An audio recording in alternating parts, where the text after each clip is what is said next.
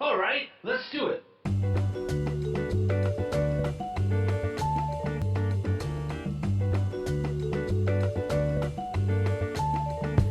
My name is Dave Tell. I'm in the Department of Communication Studies. In a few weeks in July, July will mark the beginning of my 10th year here at the University of Kansas.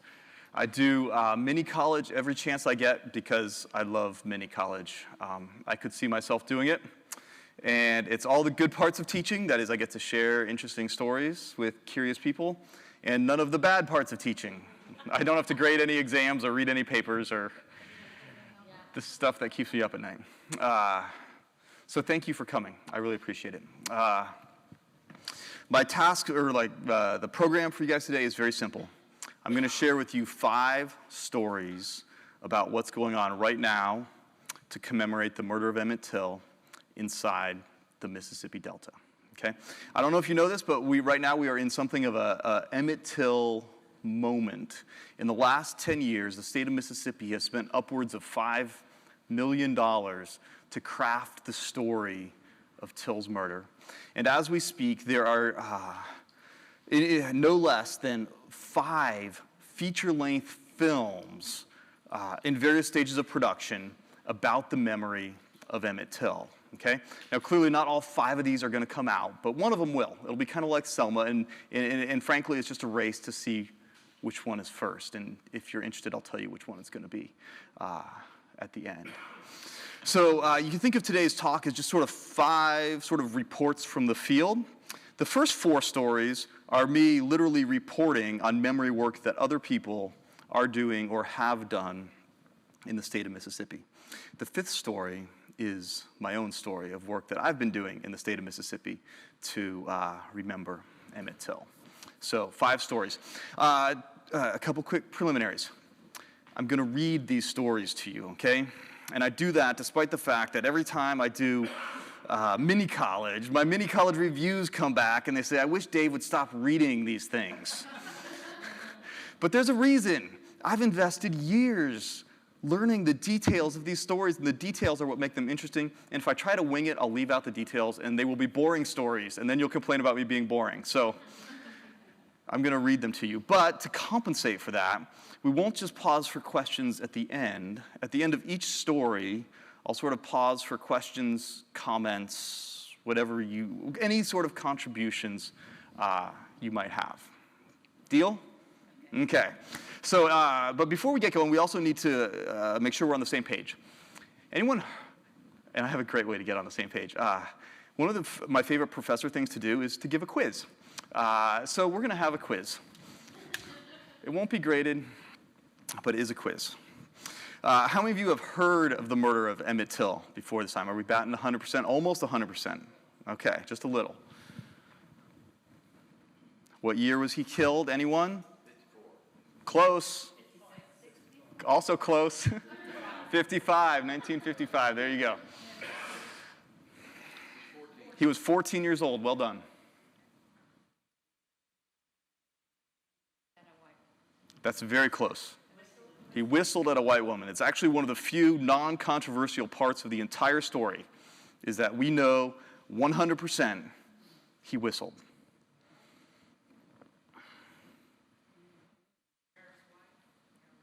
Carolyn Bryant. She was and is actually the last living accomplice to Till's murder. Until a couple years ago, I was Facebook friends with her. And then she wised up and realized that she shouldn't have her Facebook account set to public, and so I got kicked off. But for a while. Where did the whistle happen? Yes, close. It happened in a convenience store called Bryant's Grocery and Meat Market. Okay, it's one of the things among the many similarities that the murder of Emmett Till has in common with some of the Black Lives Matter murderers, like the Ferguson. They're all Trayvon even convenience store murders. Pardon me? Yes, it was the family grocery store. She did. She lived there and she worked there. The store was in the front. I'll show you pictures of it later on. The store was in the front. The house was in the back. Who killed? This is kind of a trick question. It was Carolyn's husband. His name is Roy Bryant. And his brother-in-law, named J.W. Milam, are the two famous ones, but in fact, they had help. There were at least 4 white people and 3 black people involved in the murder of Emmett Till. I'm going to tell you why. I mean, this is one of the crazy things about this story, is that everyone thinks 2 people killed Emmett Till, Roy Bryant and J.W. Milam. And one of the stories I'm going to tell you is why everyone thinks that, despite the fact that there were, we know for a fact, 7 people involved in the murder. One of the reasons people tend to think 2 people killed him is because only 2 people were tried, Roy Bryant and J.W. Milam. How many black people? How many minutes did it take? Higher, lower? 67.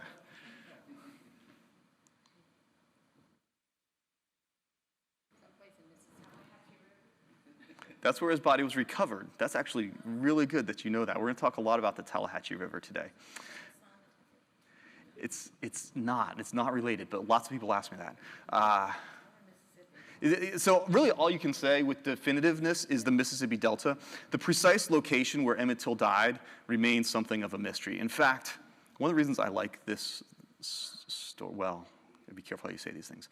One of the reasons I find the story of Emmett Till compelling is because there are simply so many things we don't know about the murder. We know that 7 people were involved, but precisely who these 7 people were, it's kind of hard to say. We know he was killed, but precisely when did he die, between 2 a.m. and 6 a.m.? It's hard to say, okay? And we'll delve into a number of these uncertainties as we go. Any questions before we get started? Okay, I'm going to try to tell these stories and assume very little knowledge of the case. But if, in fact, you find yourself wondering, I don't get this because I feel like I need some more information, just raise your hand, and I'll make it better. Okay.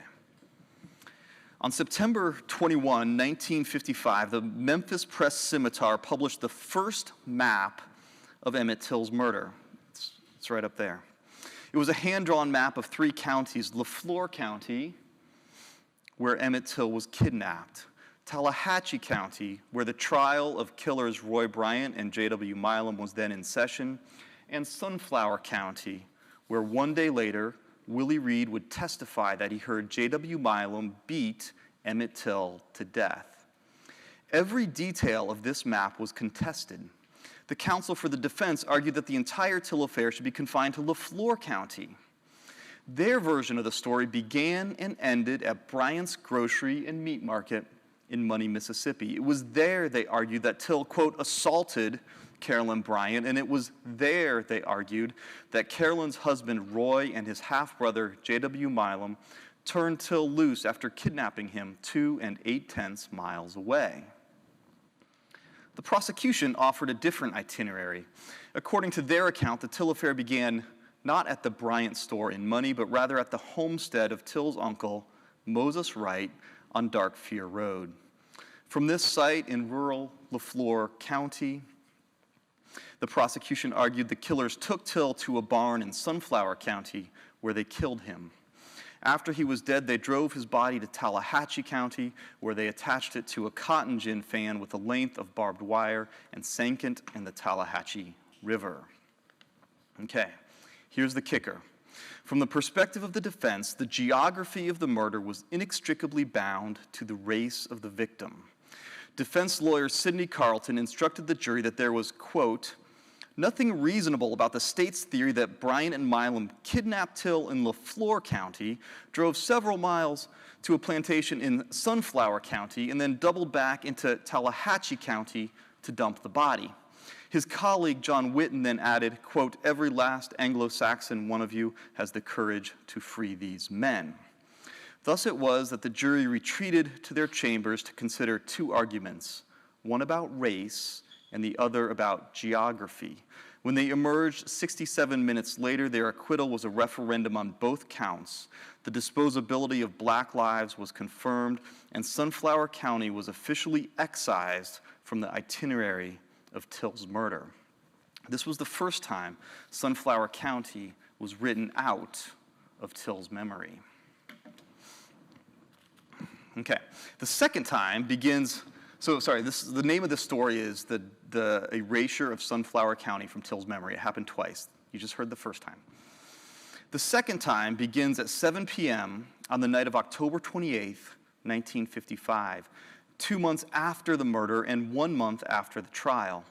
On that evening, the freelance journalist William Bradford Huey met with two of the murderers, their wives, and their lawyers to share a bottle of whiskey and swap stories. Huey wanted to tell the story of Till's murder for Look magazine, but the murder was 2 months in the past, and he knew his only chance of publishing yet another story was if he had the story from the perspective of the murderers themselves. So he paid them. He paid murderers J.W. Milam and Roy Bryant $3,150 and their lawyers $1,269. In exchange, they signed consent and release forms, one of which you can see here. This was the price of publication, as Look magazine refused to print the story unless every named participant signed a waiver. For what it's worth, this is one of the more haunting documents I've ever turned up in the archives with the signature of the murderer on the bottom. As it turns out, this form that you're looking at would have a profound influence on the fate of Sunflower County. In letters of October 12 and October 18, Huey told his boss, or his editor, at Look magazine that he knew that there were 4 men involved in the murder. He boasted that he could name them all. But by October 23, just 5 days later, he had learned that he could only obtain waivers from the 2 men who had already been tried and were therefore no longer in legal jeopardy. So he wrote his boss another letter, quote, "There were not, after all, 4 men in the murder party, there were only 2. And thus, because he could only obtain 2 consent and release forms, the murder party shrank from 4 people to 2 people. And this, in turn, would move the murder site across county lines." During the trial, Willie Reed testified that the murder happened in a barn near the town of Drew in Sunflower County. The FBI confirmed this in 2006. But Huey couldn't tell this story. The only reason that the murder happened in Sunflower County was that J.W. Milam's brother, Leslie, there managed the Sturtevant plantation, on which there was a barn sufficiently isolated for the purposes of the night. But Leslie Milam had not been tried. He did not sign a release form, and thus he could not be implicated in Huey's story. So Huey moved the murder site 16.5 miles east to an abandoned spot of riverbank along the Tallahatchie River in Tallahatchie County. In January of 1956, this was an unprecedented geography. As you will recall, during the trial, the dispute was between a 1-county version of the affair, championed by the defense, and a 3-county version championed by the prosecution.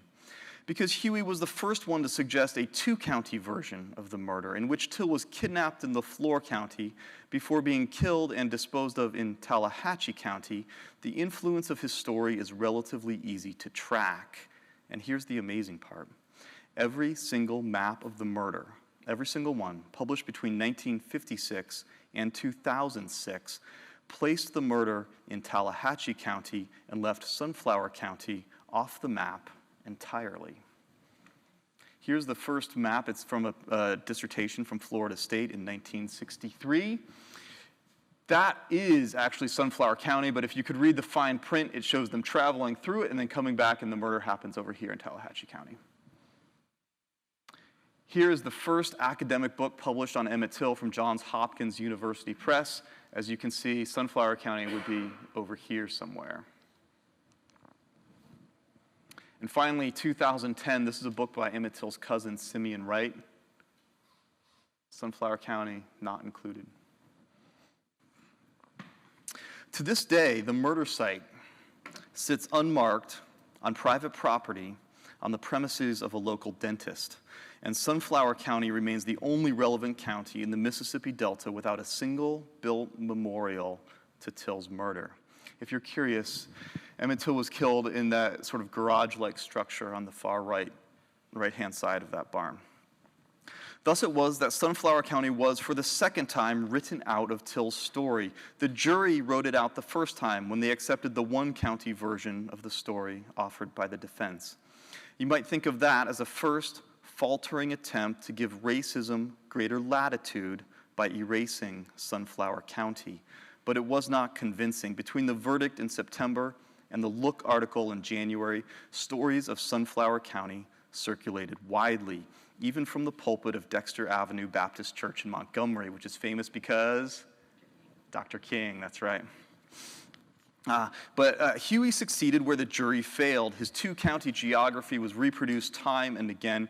It eliminated Sunflower County in the complicity of at least two murderers in one fell swoop. 2 counties, 2 murderers.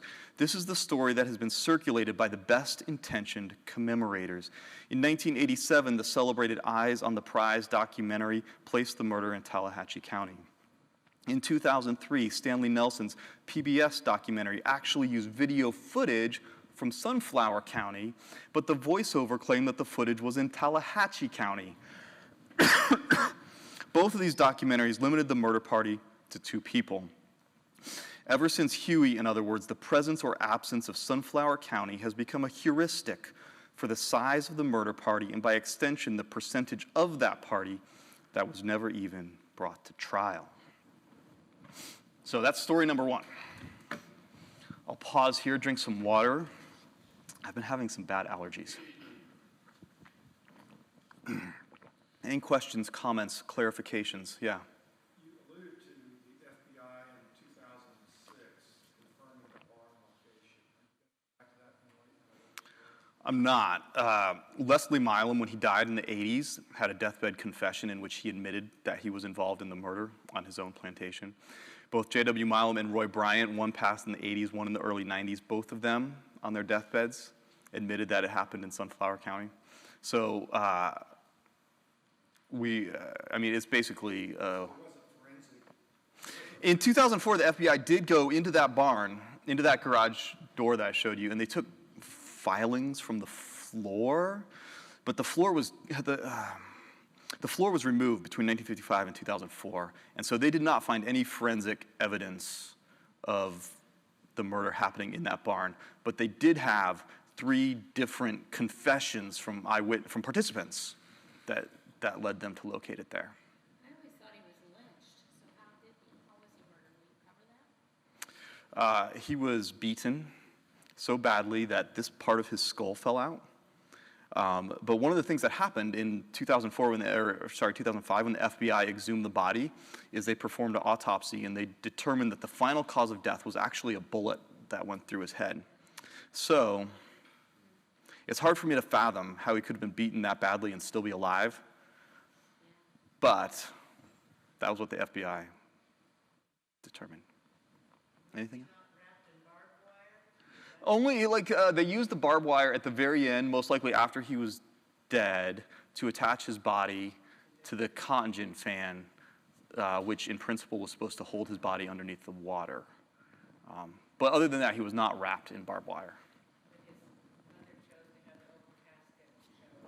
Yeah, and thousands and thousands, tens of thousands of people lined the streets in Chicago to see the beaten body of Emmett Till, which has become, and this part of the story is relatively well known. That funeral in Chicago became sort of a flashpoint in mobilizing the civil rights movement. In fact, I'm not going to tell this story, but one of the interesting stories in Till's memory is, so the murder's in 55, right? When does, that casket is in August of 55. When does it become widely believed that Emmett Till sparked the civil rights movement? Answer, 1985. Okay, when the Chicago ABC affiliate runs the first ever documentary, it's called The Murder and the Movement. 2 years later is Eyes on the Prize, which is this massively influential documentary series used in virtually every public school in America, which opens with the Emmett Till, a 15-minute segment on the Emmett Till murder. I can show you after we're done. There's a statue that got put up in Denver in the late 70s of MLK and Emmett Till together, which is bizarre because those 2 people never met each other. But in the statue, there they are, arm in arm. But it's part of that moment in which Till is retroactively sort of becomes the spark that incited the civil rights movement. Okay, then this is story number 2. It's about how Tallahatchie, so it's like the opposite story. If story number 1 is how Sunflower County disappeared, this is how Tallahatchie County becomes basically ground zero of Till commemoration. I love this slide. This is a great shot of the Mississippi Delta. Over here, this is the Mississippi River. On the left, this is the Tallahatchie River. Over here, down here, it's the Yazoo River. But you can see the delta is this football field-shaped area in the northwest corner of Mississippi. Memphis is up here. Vicksburg, Mississippi is right there. In here is the richest topsoil in the world, 40 feet of topsoil. Sorry, I can't see where. Oh, sorry. Memphis, Vicksburg. This football-shaped area is the delta, flat as a pancake. 40 feet of topsoil, known for its aristocratic planters, its plantations, the Cotton Kingdom, home of like the Cotton Kingdom, and also home of the blues. So it's a very rich space culturally speaking. The most important thing to note about this story, here's a close-up on Tallahatchie County, is that the Tallahatchie River splits Tallahatchie County in half, geographically, ecologically, and culturally. The western half of the county is in the delta, the fertile floodplain of the Mississippi, known for its topsoil and its aristocratic planters. The eastern half is in hill country. Because the flooding of the Tallahatchie River prevented passage between the delta and the hills, the county has had 2 courthouses since 1902, Sumner serving the delta and Charleston serving the hills. In 1949, 6 years before the Till trial was held in Sumner, Tallahatchie County built a through-truss bridge on State Highway 32 over the Tallahatchie River. The river was now passable year-round, and there was no longer a compelling rationale for 2 courthouses. Unsurprisingly, as the economy in the Delta faltered, and as their now redundant courthouse fell into disrepair, the residents of Sumner feared that the legal industry would be consolidated in the larger city of Charleston. If the town of Sumner was going to survive, it had to save its unneeded and ill-repaired courthouse. It was in this context that a state legislator told Tallahatchie County's first black supervisor, Jerome Little, that he was sitting on a gold mine. While there was no tax money to repair the courthouse, the memory of Emmett Till could provide grant money to restore the courthouse to its 1955 condition. Within days of this meeting, Little formed the Emmett Till Memorial Commission, or the ETMC, and gave it the double charge of saving the Sumner courthouse by commemorating Emmett Till. Racism coursed through the 18-member ETMC. This was hardly surprising, given that 2 of the black members grew up as sharecroppers on plantations owned by 2 of the white members. For this reason, the Commission's double charge to remember Emmett Till and to secure the financial stability of the town split the ETMC down the middle. The 9 black members wanted racial justice. The 9 white members wanted the economic benefits of a courthouse. One of them even went on record, quote, "We see this Till thing as a mechanism for saving the courthouse." The amazing thing is that the project actually worked. A renovated courthouse turned out to be the perfect midpoint between a white desire for revenue and a black desire to see Till's murder commemorated. The results are beautiful, and the building now functions as both an operating courthouse and an operating Emmett Till memorial. From the perspective of the ETMC, the hopes that a renovated courthouse would provide a fiscal windfall were also pinned on tourism. By 2009, the Emmett Till Memorial Commission was also the county's official advisory board on tourism. And by 2010, the leading members of the Emmett Till Memorial Commission also served on the Emmett Till Public Relations Commission, a body that pursued tourism and memory indiscriminately. In this context, it is hardly surprising that on October 2, 2007, the day the Till family was in town for the dedication of the restored courthouse, the ETMC announced its most ambitious county-wide tourism project, an Emmett Till Trail. a series of 8 roadside markers funded by Morgan Freeman and spread throughout the county. Several of these signs have fascinating intellectual, political, and financial histories, and I'll come back to one of them at the end. But for now, I simply want to draw your attention to the location of the 7 signs. There used to be 8, but one was stolen. The red pins mark the historical sites of Till's murder. So, there's the whistle right there. He was kidnapped right there. Here's the murder over in Drew in Sunflower County. Here's where his clothes were burned near Glendora. Here's where his body was recovered. Here's where his body was embalmed before being sent to Chicago. And here's the trial. You'll notice the blue pins then mark the locations of those 8 pinkish signs I just showed you, okay? Why the discrepancy, okay? Well, here's the county lines.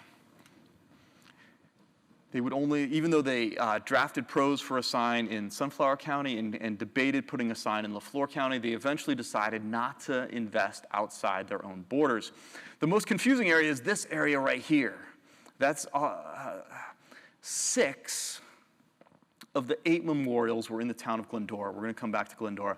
These memorials mark, like, they're kind of important sites. Like, for example, one of these signs marks a bar where a reporter got a lead. Okay. One of these signs marks a murder that happened within a couple of months of the Emmett Till murder. Okay? So, like, they're okay things to commemorate, but they pale in significance to the stuff that happens down here or over here. Okay? So, I got to get these numbers right. Thanks to the efforts of the ETMC, Tallahatchie County is now the self-proclaimed, this is their own designation, self-proclaimed Emmett Till International Site. 14 of the state's 16 Till memorials are located here. 11 of these 14 can be traced to the ETMC, which, like the courthouse itself, was a political adaptation to the relative levels of water in the Mississippi Delta. The irony here is thick. The murderers no doubt intended that the muddy waters of the Tallahatchie would prove an impenetrable grave. Who could have guessed that a through-truss bridge 17 miles upstream would set in motion a series of events that would lead to the single largest effort to commemorate Emmett Till ever? The water produced a courthouse and later a bridge. The bridge made the courthouse unnecessary and threatened a town, which responded by forming a memory commission. The Memory Commission, the largest and most influential of its kind, transformed the landscape of the county. Although Till was neither kidnapped, nor tortured, nor murdered, nor recovered in Tallahatchie County, and although the county had 0 memorials until 2005, its landscape is now fairly dotted with Till memorials, and in this sense, it has earned the right to its preferred title, the Emmett Till International Site. I'm going to conclude by telling you a little bit about my own work. It's called the Emmett Till Memory Project. It's with scholars from Florida State, Penn State, and one activist in the Mississippi Delta. It uses a website and a Google-produced smartphone app to commemorate 50 sites in and around the Mississippi Delta. I'll explain it.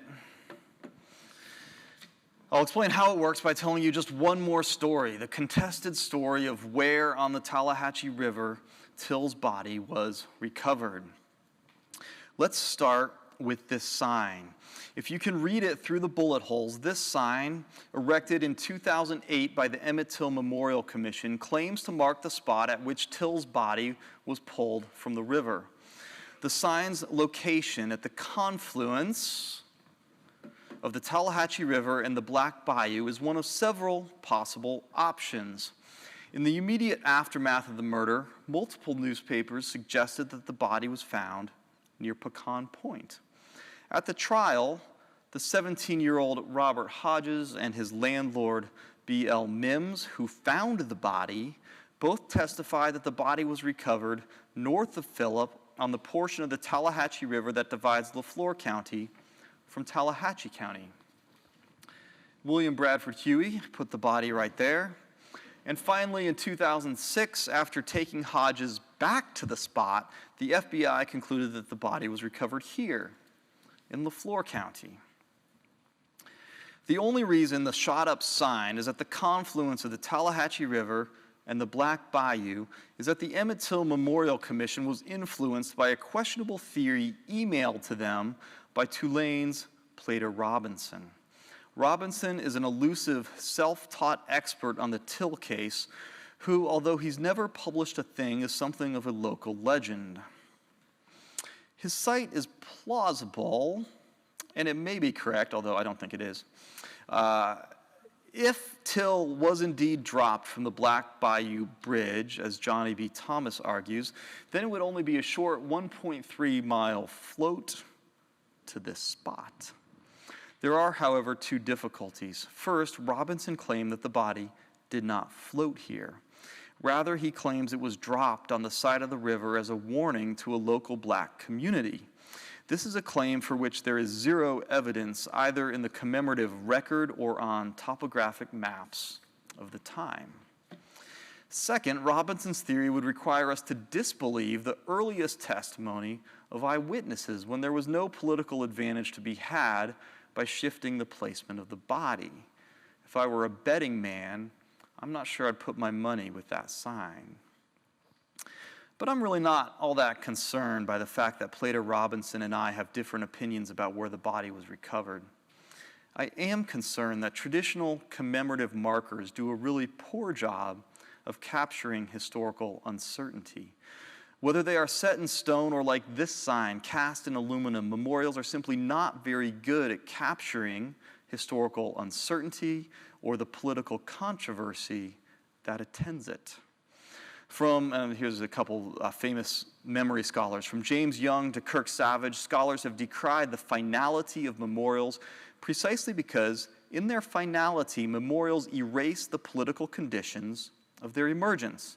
In the case at hand, the shot-up ETMC sign does not mention that this is one of several possible spots at which Till may have been recovered. What is needed is some form of commemoration that both records the uncertainty of the past and preserves the political relays through which we know the past. And this is the lofty ambition of the Emmett Till Memory Project. Here's how it works. GPS technology allows us to calibrate the history of Emmett Till to a user's location in the Mississippi Delta. Wherever a user happens to be standing, he or she will get the history of Emmett Till from the perspective of that place. For example, if a user is standing on the farm once run by Leslie Milam, she will learn about the testimony of Willie Reed and the undercover work of Medgar Evers, both of which helped the FBI locate the murder in Sunflower County. By contrast, if the same user is standing on the banks of the Tallahatchie River, she will learn of William Bradford Huey's story, his consent and release forms, and why for so many years people thought the murder happened there. Beyond the particulars of this example, the GPS technology is designed to emphasize the fragility of memory rather than its finality. Simply by moving around the delta, a user of our app will be confronted with dozens of different stories of Till's death, many of them in conflict with each other. This is important because it draws attention not simply to the facts of 1955, but also to what has been done with those facts since 1955. It is designed not simply as a refresher course for memory, but as a lesson in the politics of commemoration.